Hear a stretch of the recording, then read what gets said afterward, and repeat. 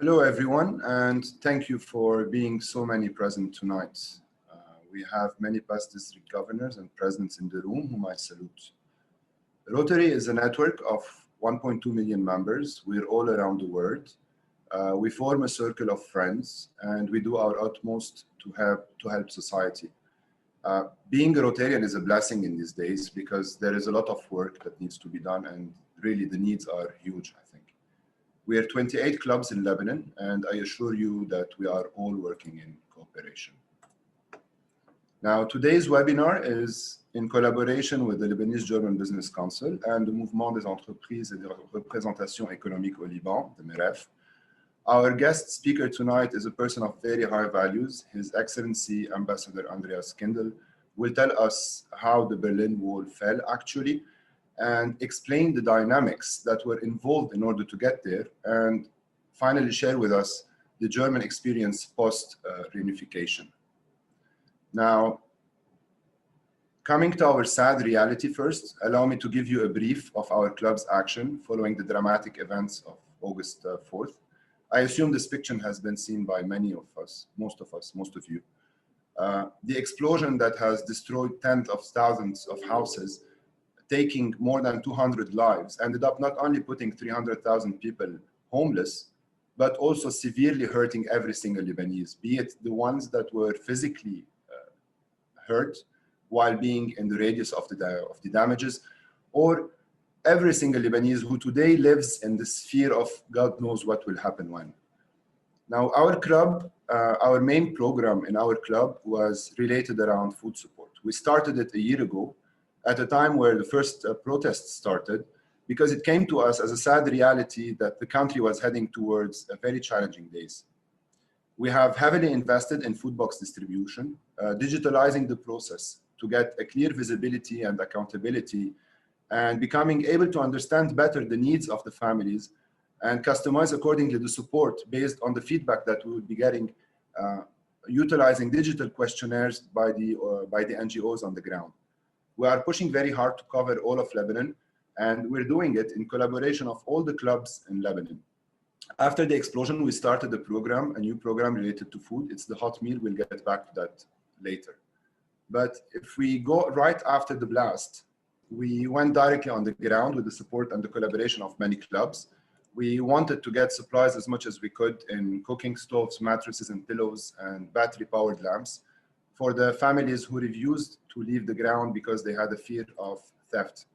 We enhanced our ties with the different NGOs that are on the ground in order to help them with the rebuilding of the houses that were destroyed by the blast.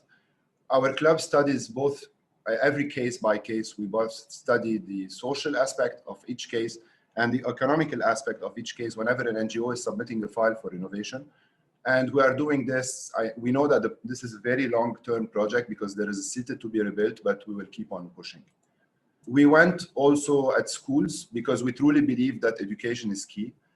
Many families have challenges these days with the tuitions, but beyond that, there's a lot of construction that needs to be done. The schools have to be rebuilt, and what we are aiming at is providing schools with support on the IT level to replace all the laptops and desktops that have been damaged, so that with the COVID situation, schools are still able to get the needs of the education to the Lebanese population. On a hospital level, we are working on issuing global grants to be able to provide funds for the hospitals that have been damaged by the blast in order to get back their medical equipment on the right foot. We are also working extensively raising funds in order to get the needy consumables and dispatch them to the hospitals, which this is what they looked like after the blast. Now, going to our latest program, which is the hot meal program. This program started because there is a big need. The World Central Kitchen was serving 10,000 hot meals a day, and they left. So we are jumping on helping those NGOs in order to be able to provide meals. Our target is to reach 1,000 hot meals a day. And we're pushing forward and forward with that. It's the third week we're running it. We've increased by 100 meals a day every week, 100 meals a day every week, yes. And we are aiming at 1,000, and we're doing this in different locations. But that's enough of talking about what we do, and let's travel a bit in time, both in time and geographically, and go to Germany back in time so that we understand what happened there with the Berlin Wall. Now, the Berlin Wall was a guarded concrete barrier. It physically and ideologically divided Berlin from 1961 to 1989. It was raised by the German Democratic Republic on August 13, 1961, so that's the east side. The west was cut off from its surrounding East Germany, including East Berlin. The authorities in East Berlin and in East Germany, they called it the anti-fascist protection rampart, whereas in West Berlin, they called it the wall of shame. And this explains to us the difference that was there. Now, it fell on the 9th of November in 1989, and I will leave the rest to His Excellency. Birgit, would you like to introduce him?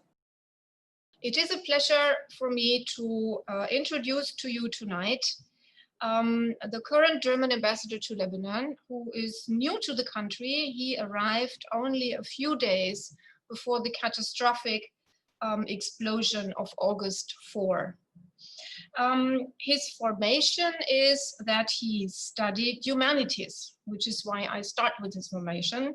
He studied classics, classical philology, Islamic studies, and philosophy at the universities of Heidelberg, Bonn, Oxford, and Alexandria, Egypt. Before he came to Lebanon, he worked as a director for strategic communication at the Federal Foreign Office in Berlin. He also served as German ambassador to Yemen, residing in Amman. He was the head of division of European Foreign and Security Policy and deputy ambassador at the permanent representation of the Federal Republic of Germany to the European Union in Brussels. And his first assignment was in Tunisia. Whereupon he later then became deputy head of the Middle East Division in the Federal Foreign Ministry in Berlin. And there was another posting in the wider Middle East, which led him to Mazar-e-Sharif in Afghanistan, where he headed the German branch office. And he joined the Federal Foreign Office in 1992.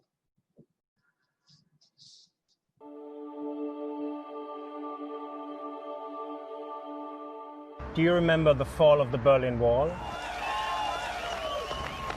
It happened on a symbolic square like this one.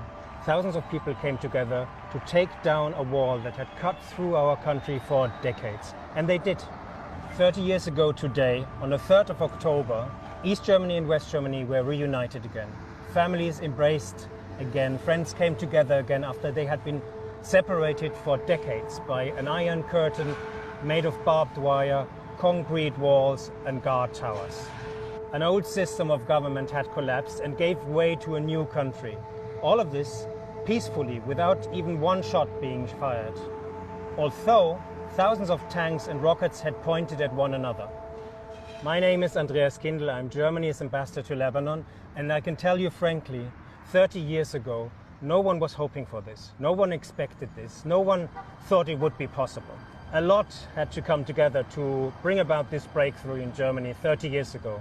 Firstly, people were demanding it, peacefully but strongly. Returning and transforming an entire political and economic system would not have been possible without the determination of 1 million of people marching on the street and demonstrating for it. Second, leaders on both sides showed political courage and responsibility.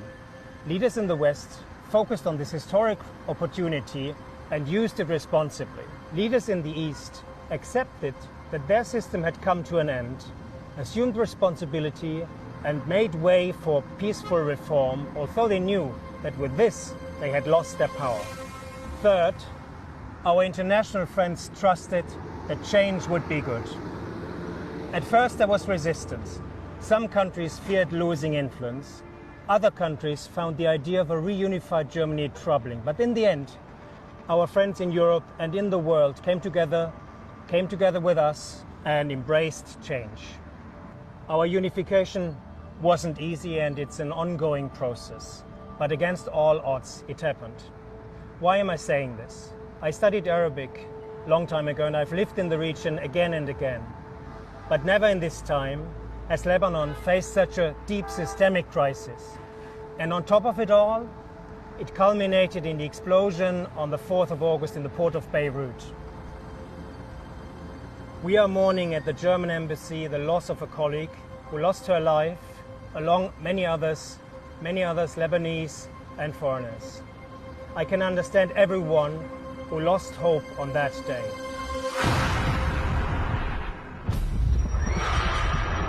This is why I like to remember German unification today. If I look back at 30 years of German unification in a united Europe, it gives me hope that change is possible and that history can surprise us and we can surprise ourselves. But over to you. How does German unification matter to you today? What does this event evoke in you today? Record a message of your own and let us all know.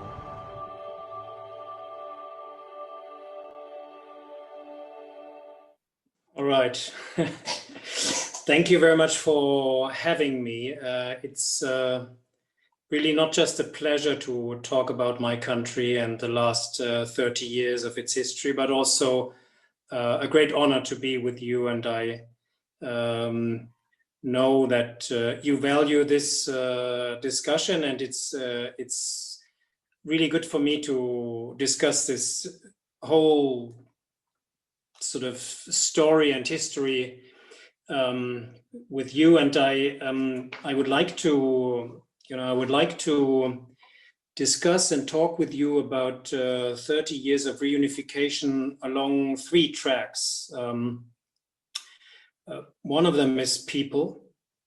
The other one is politics, and the third one is economics. And if you had the impression that from this short video that I'm here to teach you something about Lebanon, or to draw too intensively conclusions from our history to Lebanon's history, it's not correct, because of course I've been here only for 10 weeks or almost 3 months, and I don't know much about Lebanon, but studying the last 30 years and the process of reunification, I couldn't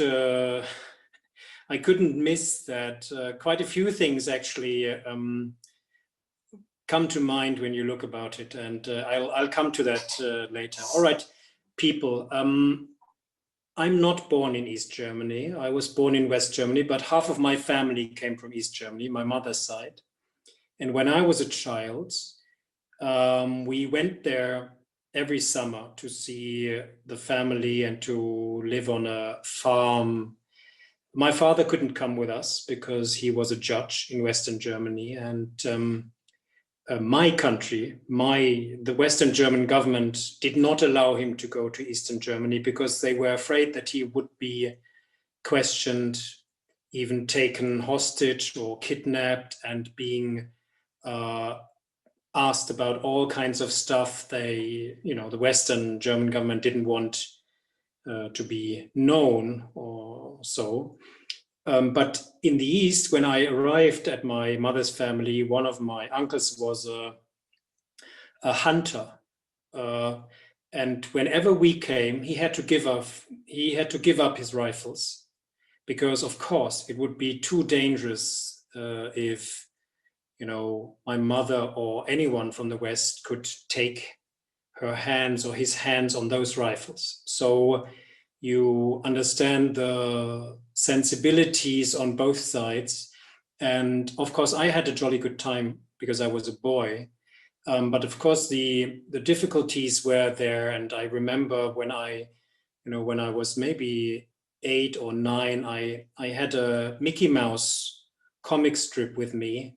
And it was taken away from me at the border because this would have been harmful indoctrination for my cousins, and rather the customs official would like to give it to his boy than me allowing my cousins to read an American comic strip. So these were the difficulties at the time. And of course, the systemic difference between East and West was that, talking now from a Western point of view, that liberties and freedoms were restrained. You could not say what you wanted. Of course, there was no freedom of press, no freedom of media, no freedom of association, unless it was in the interest of the party, and so on and so on. So of course, these limitations of freedoms led over time to a dissatisfaction of all people. And times changed, so people could see that, for instance, in other Eastern German countries, there were more freedoms. So for instance, for East Germans, they could not travel to West Germany, but of course they could have, they could go on vacation in Hungary or in Czechoslovakia or in Poland. And there they would see sometimes Western tourists, they would see tourists coming from Western Germany, they would see other freedoms these people had, even in Hungary at the time. And over time, as I said, people grew dissatisfied, and demonstrations happened, and there was a clash between this ambition for freedom and ambition for liberties, and at the same time a hardening position of the Eastern German government. Maybe you know about the shooting order that was in place until December 1989. Then it was completely abolished, but until April, I think, April 1989, border policemen were ordered to shoot at anyone who was trying to flee East Germany. And many people died that way. The last one, I think, even in the beginning of 1989. So there was a hardening position of the East German government and a stronger demands from the people. And so demonstrations happened. First at a small scale, but later on that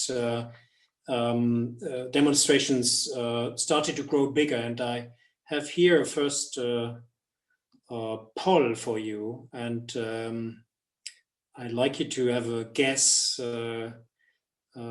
how many people roughly took part in the largest demonstrations. I mean, there were smaller demonstrations.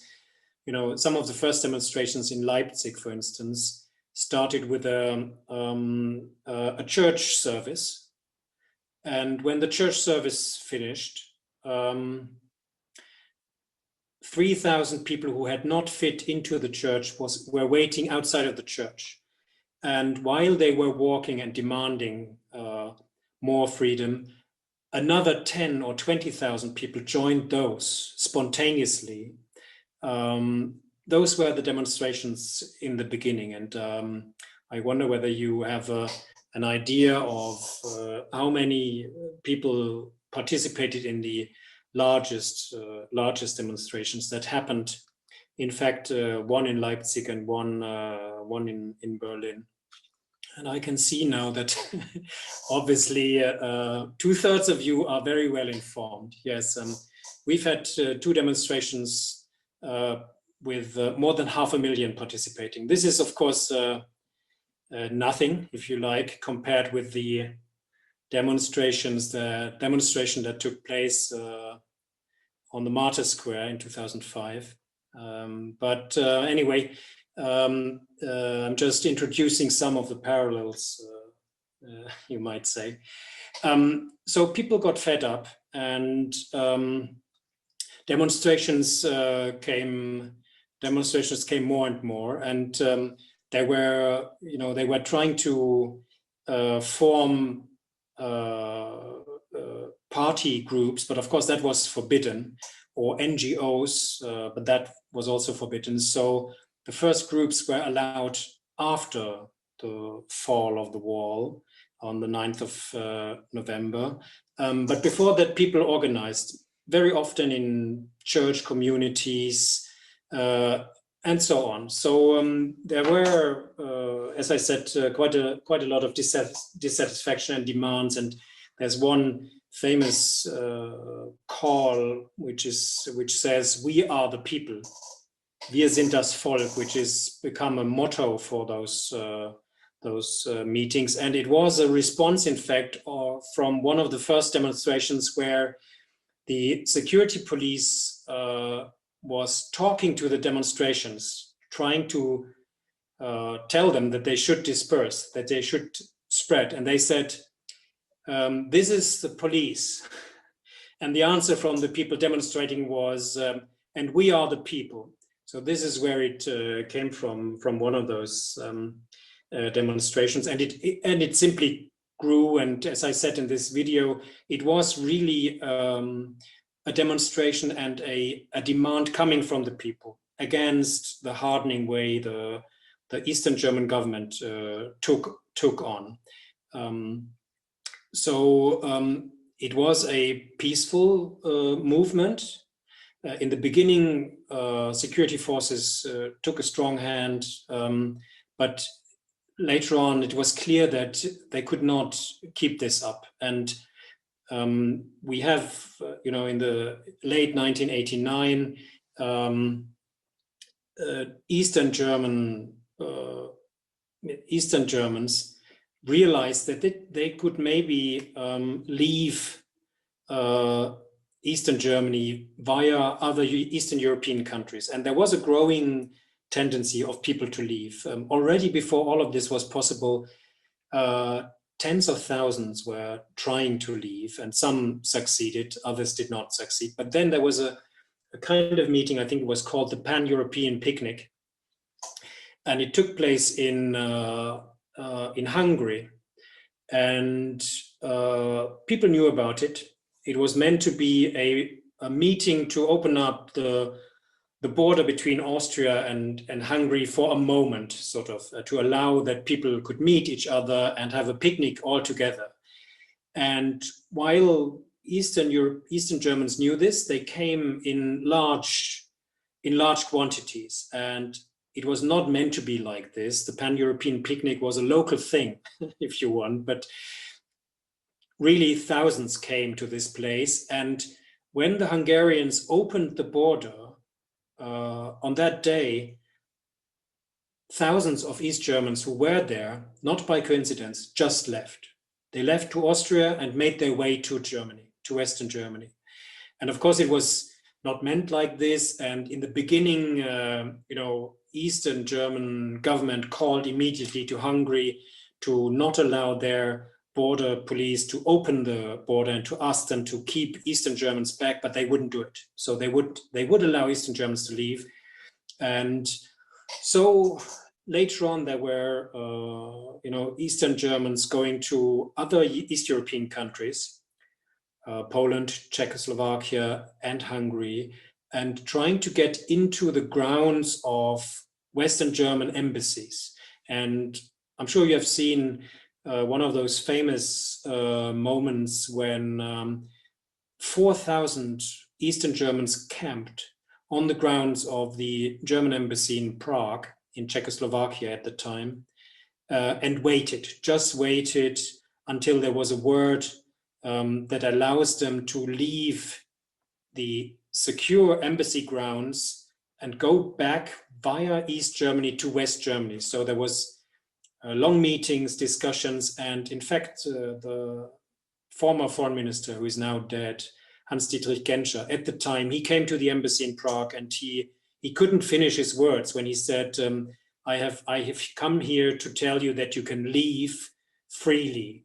And so they were transported by a train from Czechoslovakia via Eastern Germany, and the train had to be closed, windows had to be closed, to Western Germany. So this was the first big exit, and further others of these came on. So there was an increasing pressure on the Eastern German government to do something about this, because they were afraid that more and more people would leave. So they allowed some easing of the regulations, but it wasn't enough. People demonstrated more and more and more.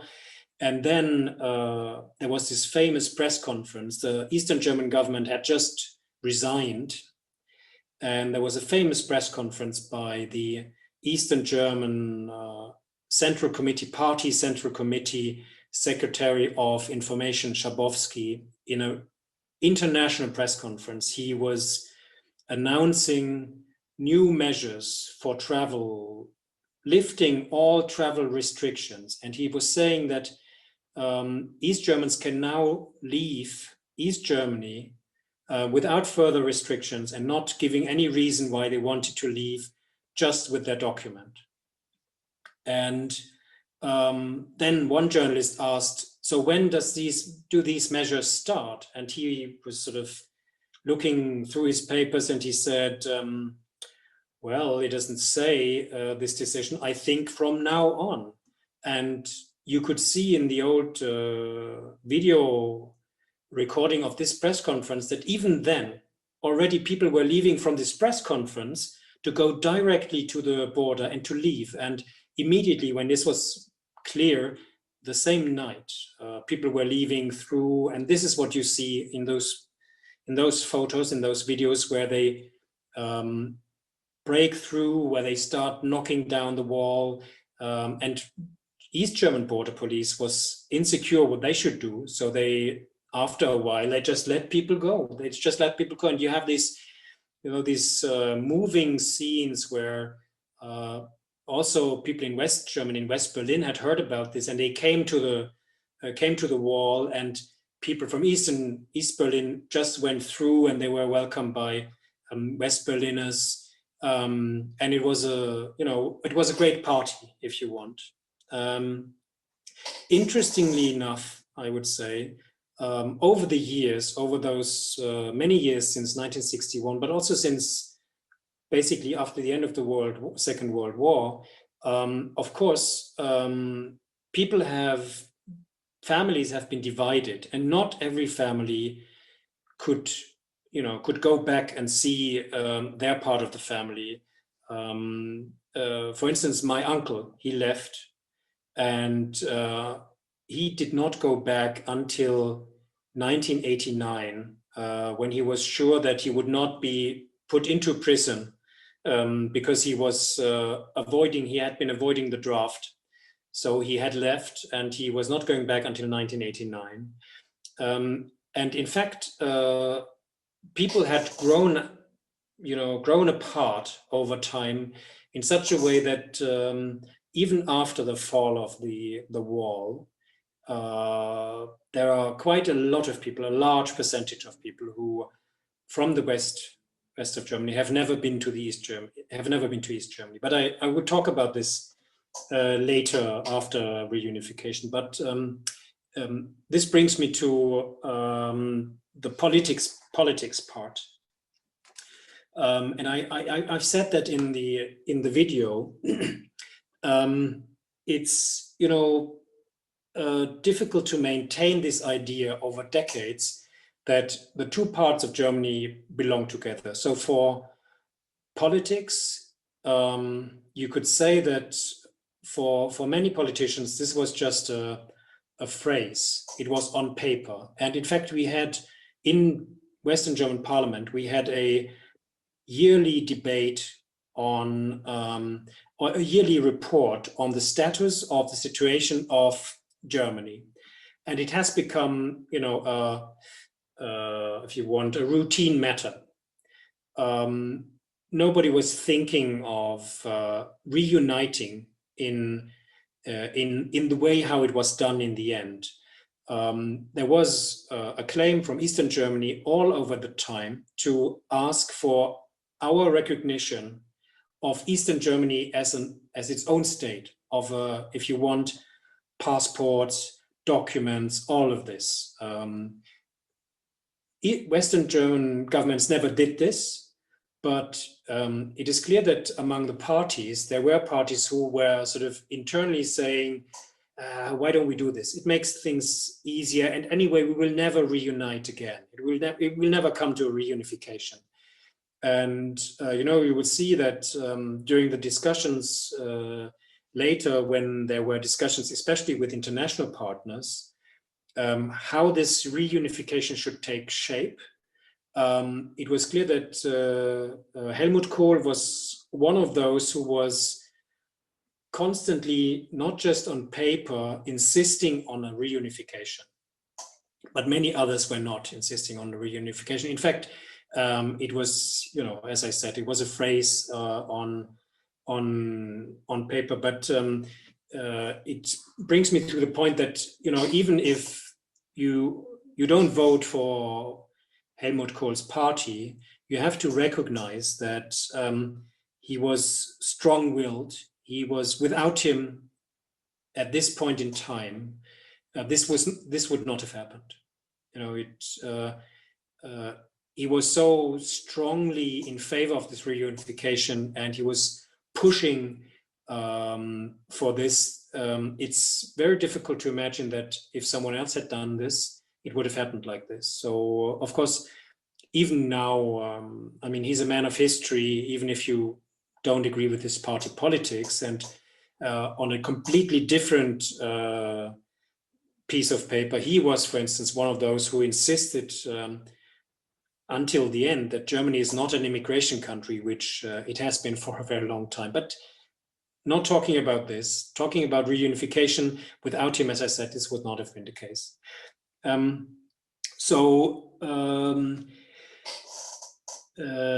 Eastern Germany was at the end, and we had to go through a lot of international and national treaties and agreements in order to make it possible that from the 9th of November, when the wall fell and people realized, oh, something is changing completely, and not just Eastern Germany, but I'll come back to this, even before, you know, when famously Gorbachev was president of the Soviet Union, and he said, you know, if you don't hear the bell ring, you might be too late. I mean, freely translated.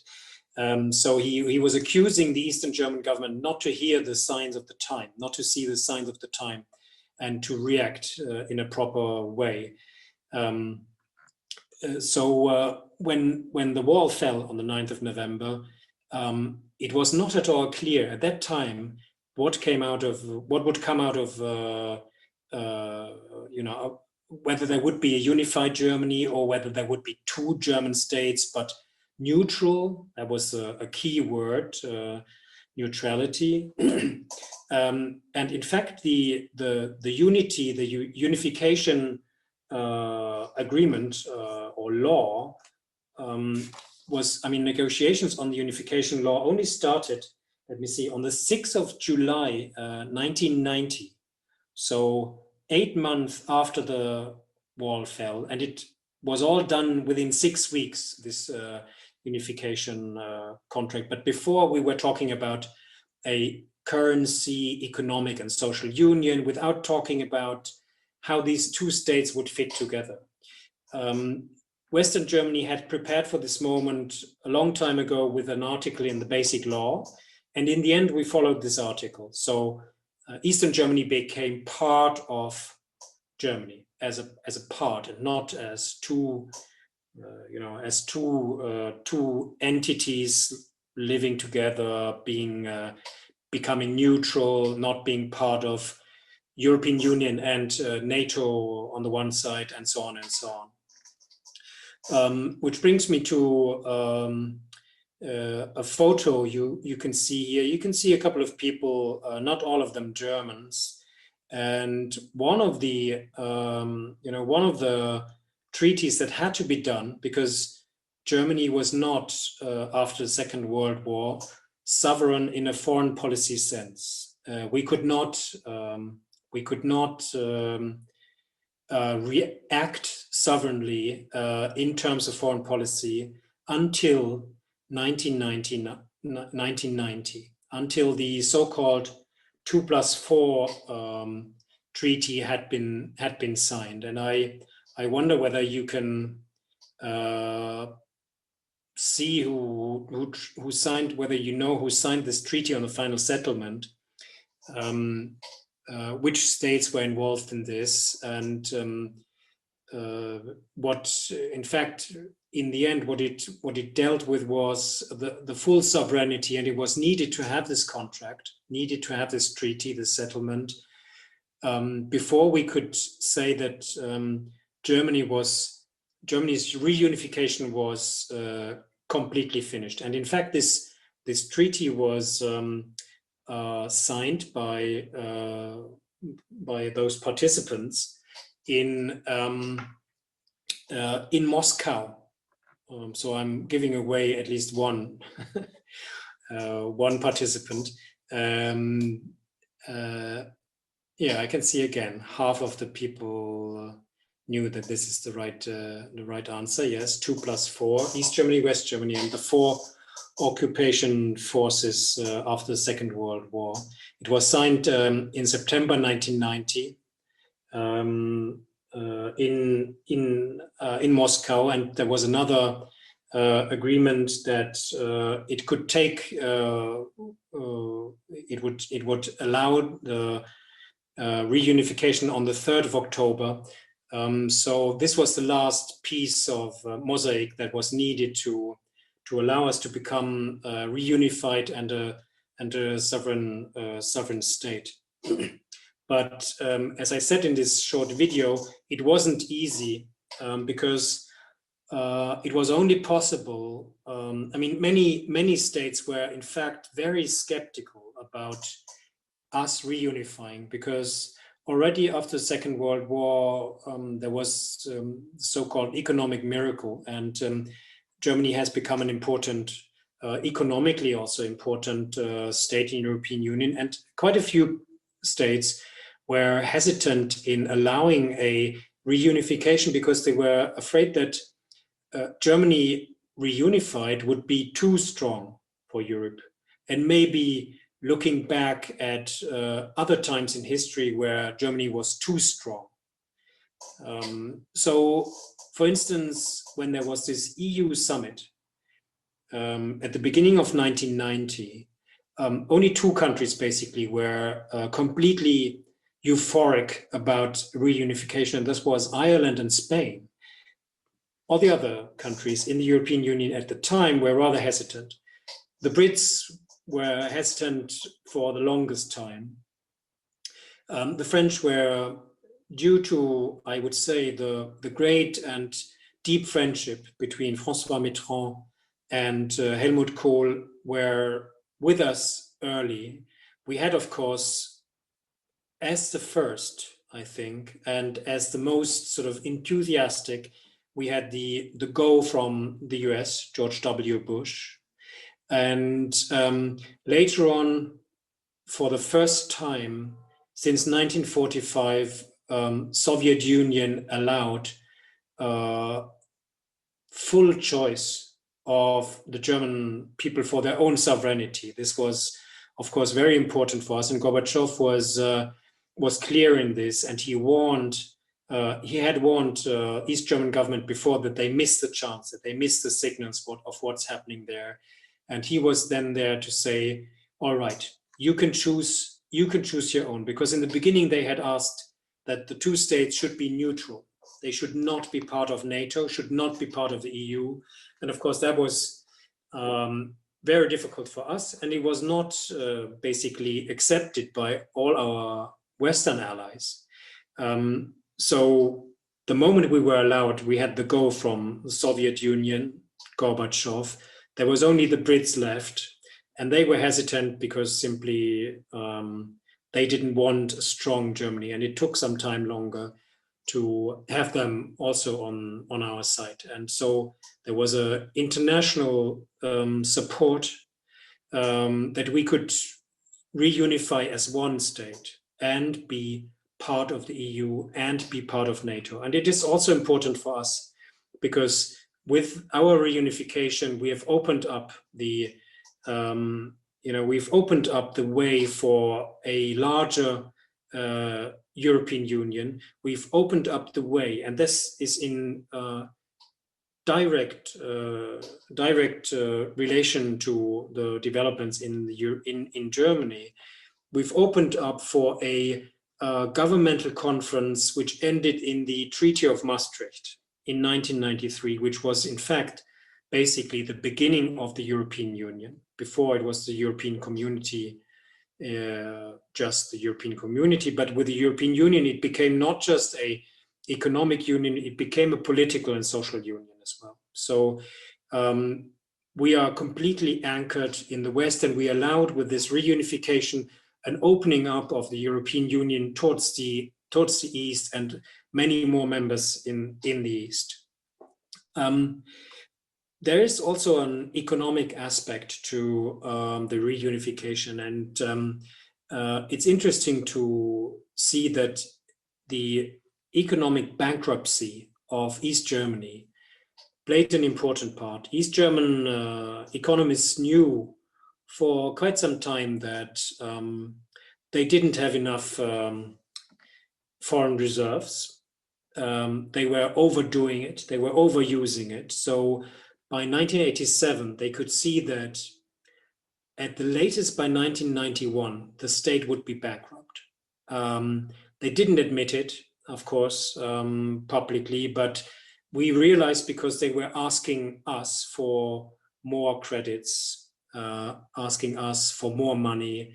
And it was an interesting, an interesting formula that Helmut Kohl at the time was seeing. Then after the fall of the wall, East German governments were still thinking that they could save their system in a certain way, their planning economy in a certain way, and they were asking for enormous sums of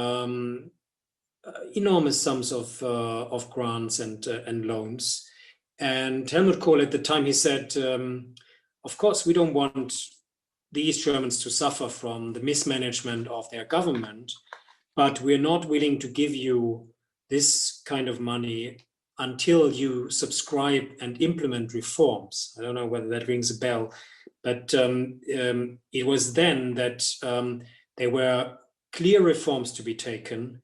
And then in Western German Parliament, Helmut Kohl confirmed this, and he said that if there are reforms, if there are free elections, if there is change of system and government, then you will get money. We will be able to support economically Eastern Germany. So economics played an enormous part of this. Let me come, before I'm too long and I'm boring you, to our last poll. And it's an easy question, and I try to increase the number of people who vote here in a positive and a correct way. When we came together, the two Germanys, how many federal states did we have in the end, or in how many states? That's the question here. Did East Germany come up in Germany afterwards? So you can see, and I'm sure if you knew how many states we were in Western Germany, and you know now how many states we are altogether, you might do the calculation. So after reunification, not only did the federal states increase, but there is, of course, if you want, in the last 30 years, not one joined a narrative about, about what we, correct, perfect. Half of the people who voted the right answer. There's not a joint narrative, and you will find when you go to Germany and you talk to people, you will find different narratives, of course. There will be those who say that nothing was good in the East, and others will say that they miss a lot from what they've been used to, and the Eastern Germany capitalist system was too stressful, and so on and so on. And in fact, I if I look at the economics of it, we had something called Treuhandanstalt, which was an agency that was whose mandate it was to deal with all the unprofitable East German state enterprises, state companies. There were roughly 14,000 with something like 4 million employees. And there was this agency that had to deal with privatization. And it wasn't done in the most transparent way. That was some of the criticism. There was a lot of corruption going on, and in fact, the result was that out of those 4 million employees of those 14,000 companies, 2.5 million were unemployed after this. So, from their point of view, of course, that was not at all successful, and from those 14,000 enterprises, roughly 95% went to either West German entrepreneurs or third state entrepreneurs. Only 5%, 6%, something like this, went to or remained in East German hands, if you want. So, of course, for a lot of people, this seemed to be a grand takeover, an unfriendly takeover from West Germany. And a lot of people, of course, for them, it was a reason to say that it was not successful. And of course, if you look at the numbers now, 30 years after reunification, still the average salary in Eastern Germany comes only to 3/4 of the average salary in West Germany for the same work. So the richest and most successful Eastern federal state is still poorer than the least successful Western federal state. So of course you can say, as I said, this is an ongoing process. It's not all fair, but for politics, this has been, I think, a success. During this process, we had the first free elections in the East. We had a strong participation of civil society. The first percentage of the percentage of participation in the first free elections in Eastern Germany was 96%. This is unbelievable for free elections. Everyone wanted to vote. Everyone was involved in this. Everyone was engaged. As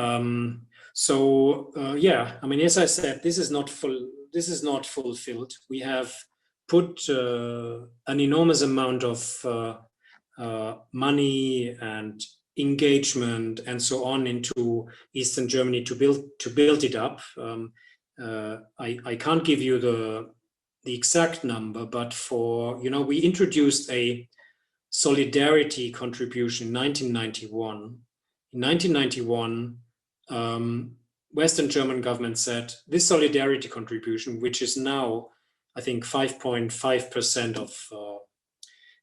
of what you pay in taxes, on top of the taxes, goes to Eastern Germany and the build-up of infrastructure and so on in Eastern Germany. During those years, roughly, we had an investment of 100 billion Deutschmark, so which is now 50 billion euro, billion being 1,000 million, so the American way to say it, a year in building up infrastructure, housing, telecommunication, electricity, energy, everything. But still, as I said, this is an ongoing process. It's not finished yet. And of course, we hope that it will be finished one day, or it's a process, as I said. But I think the overall view on what we've accomplished here is quite positive, even now from those partners who were skeptical in the beginning. I realize I've been talking too long, and I'm not sure whether there are now any questions left, but I give back to the microphone whoever wants to have it. And thank you very much, first of all, for allowing me to talk so longly on it. Excellency, Mr. Ambassador, thank you very much for the very interesting presentation. I think you presented a very interesting slice of history, of the German history, of course, but it was undoubtedly one of the most important events of the last century. And allow me to start with the first question. So how did German reunification pave the way for the process of European integration? Yeah, as I tipped on it, you know, there was we have a tendency of being an economic giant, but a political dwarf. So we had in 1989 and 1990 no aspirations whatsoever to be bullying or dominating foreign policy in Europe. We had the feeling that not many people believed us, at least not the Brits or partly the French and others, who were in fact eyeing us skeptically in terms of reunification. But our ambition was really, and there was at the core of it, a French-German consensus on it between François Mitterrand and Helmut Kohl, that we use this opportunity of reunification for a strengthening and a strengthening of the European Union, a further consolidation and a further development of the European Union.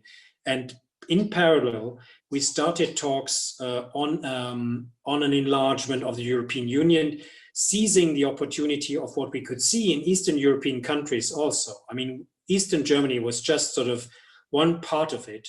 And I think we were proven right, because, I mean, some people will argue, but I've been doing European foreign policy for 7 years, and I really am full-heartedly convinced that the European Union is a strong body, encompassing 500 million people now, a strong economy, strong political body.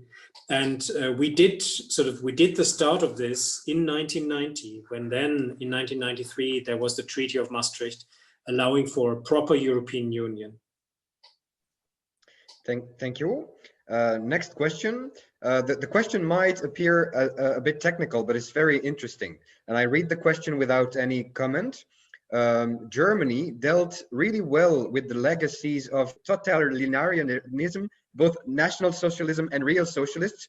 Can this Vergangenheitsbewältigung, I hope my German is understandable, so the idea to deal with the past and the idea to deal especially with the darkest hours of the past, can this be a role model for the Middle East region and also for Lebanon and Syria, where the past still plays a very important role today?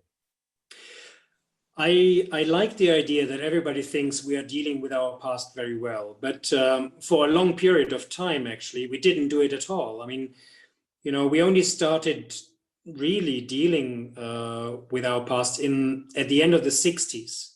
So for a long period after the Second World War, you know, it was a taboo. Nobody wanted to talk about it.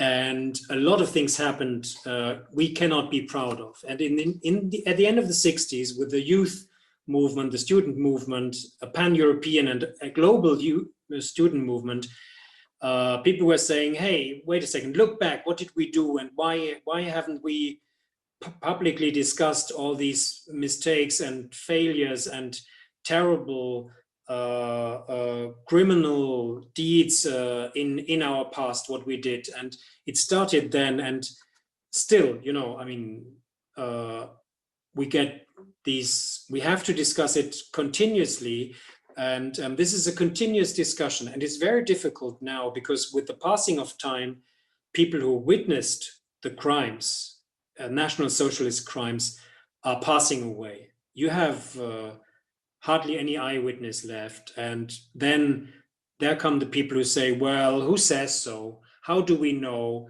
who was there at the time, and so on and so on. So it becomes not easier with time, but it becomes more difficult.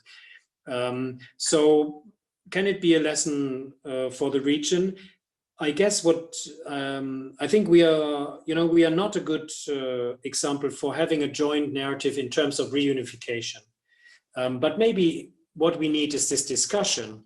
And I've seen which was on the difficulties between Christians and Palestinians in Lebanon. And I thought I would do a good thing in discussing this movie and the contents with some of my Lebanese friends. And it's not the moment, I can tell you. It's not the idea to look back and say, all right, let's forgive. Let's, it needs more, it needs a process, I think. It needs also people who give a model, who go forward, and who willingly forgive or do this publicly, and then there is maybe a movement saying, I have confidence in the young generation who say, Lebanese civil war, this is 30 years ago. What do I care? Or I have different things to care about now. I care about the civil war, yeah, because my grandparents tell me, but I have other things to care about now. It hinders us, it prevents us from going forward to think in these confessionalist categories. But really, this is a first impression. I've been here for 12 months and I stand completely 12 weeks, sorry, I stand completely corrected in my naive ideas about how to deal with these issues. I realize this is extremely, the wounds are very, very deep, understandably. Terrible things have happened.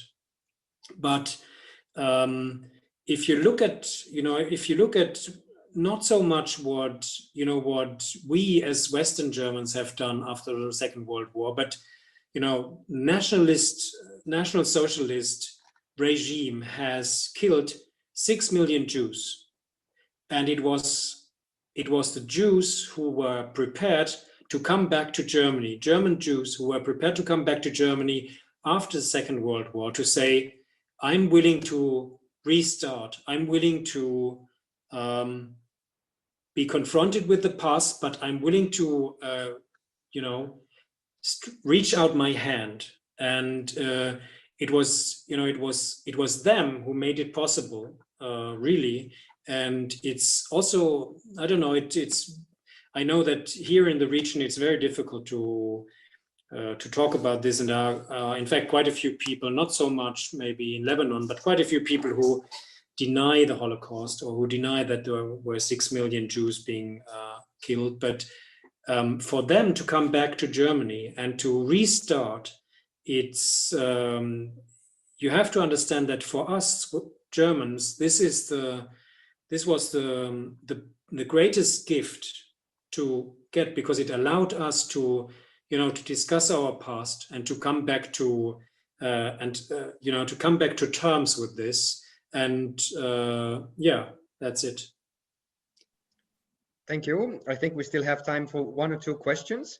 Many people don't know that, maybe, but some history books mention that the fall of the Berlin Wall actually happened, I would not say by mistake, but a member of the East German Politburo actually announced some new guidelines about visa restrictions, and it was not supposed to happen that day. So the question is actually also, were the German people lucky that they achieved reunification at that time, or what's your opinion about it? It was, I mean, the fall of the Berlin Wall was in the making, really. You could, if you trace the timeline, demonstrations were there, and it's interesting to see, I think, because some people I know here were wondering, and I was wondering, we had a Thawra and the big demonstrations a year ago. What happened to them? And of course, it's impossible to keep up this level of strong demonstrations over a long period of time. But you have to see that the so-called Monday demonstrations in Eastern Germany, they started, you know, just weeks before the fall of the wall. So over time, suddenly, you know, you had, there was I think one demonstration in September where suddenly you have 120,000 people on the street. The week before there were 40,000 or 50,000. Suddenly it was exploding because there was a dynamic of its own. And for all of you who are interested in this, watch the video of this press conference of Schabowski on the 9th of November. Really, it's fantastic, where he, you know, he seems so ignorant. He's filing through his paper and says, well, it doesn't say anything about the date when these regulations are starting, so I guess it's now. And immediately it starts, and you know, it was like unbelievable.